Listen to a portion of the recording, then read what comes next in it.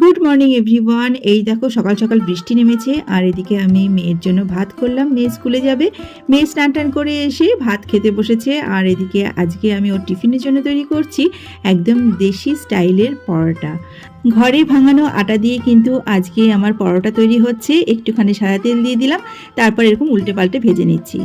Tiffin তো একদম ready. এই দেখো পরোটা আর সাথে আলু চচ্চড়ি। এবার টিফিনটাকে আমি সুন্দরভাবে গুছিয়ে প্যাক করে দিচ্ছি।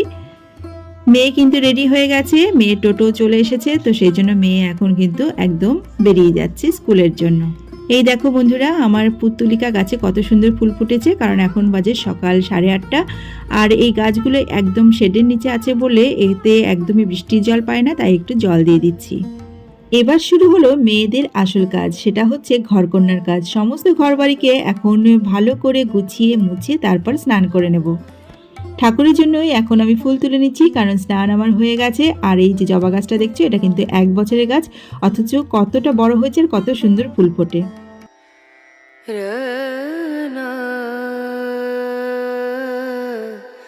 চলে এলাম এবার রান্নাঘরে। আজকে আমাদের নিরামিষ, তাই এখানে 3 রকমের ডাল নিয়ে নিয়েছি। ডালের মধ্যে গোল গোল করে আলু কেটে দিয়েছি। এবার ডালটাকে সেদ্ধ করে নিচ্ছি। ডাল সেদ্ধ হয়ে গেছে, এবার দিয়ে দিলাম ফোড়ন। দেখো ডালের কালারটা কত সুন্দর হয়েছে। ঘন করে ডালটা খেতে কিন্তু ভালো লাগে। সাথে করছি ঝিরিঝিরি আলু ভাজা। ডাল, আলু ভাজা আর সাথে ঘি, এই হলো আজকে আমাদের দুপুরের আইটেম। ওদিকে মেয়েও চলে এসেছে স্কুল থেকে। আমরা মা মেয়ে তো এবার ভাত খেতে বসবো। তোমরাও কিন্তু ভিডিওটি ছেড়ে যাওয়ার আগে একটা লাইক করতে ভুলো না। আজকের মিনি ব্লগটা তাহলে এই পর্যন্ত।